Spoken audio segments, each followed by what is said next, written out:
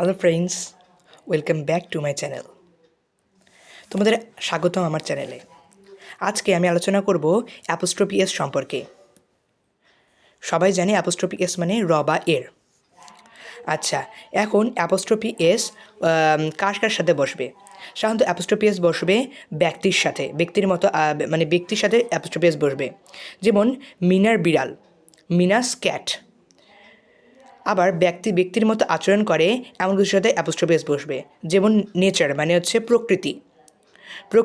প্রকৃতি কিন্তু ব্যক্তির মতো আচরণ করে। এর জন্য ন্যাচার্স ল, ন্যাচার্স অ্যাপোস্ট্রফি এস ল, ন্যাচার্স ল। এরপরে হচ্ছে সময়, ওজন এবং দূরত্বের সাথে অ্যাপোস্ট্রফি এস বসবে। যেমন আমরা বলতে পারি যে এ ডেস ম্যাচ, এ ডে একটা সময়, সে কারণে এটার সাথে এই অ্যাপোস্ট্রফি এস বসবে। এখন অ্যাপোস্ট্রফি এস কীভাবে বসে? যেখানে সিঙ্গুলার নাউনের সাথে অ্যাপোস্ট্রফি এস বসে, কিন্তু সেটা যদি প্লুরাল হয়ে যায় তাহলে কিন্তু অ্যাপোস্ট্রফি এস বসবে না। এরপর কোনো ইরেগুলার প্লুরালের সাথে অ্যাপোস্ট্রফি এস বসবে। যেমন ওম্যানস কলেজ, এখানে ওম্যান হচ্ছে ইরেগুলার প্লুরাল।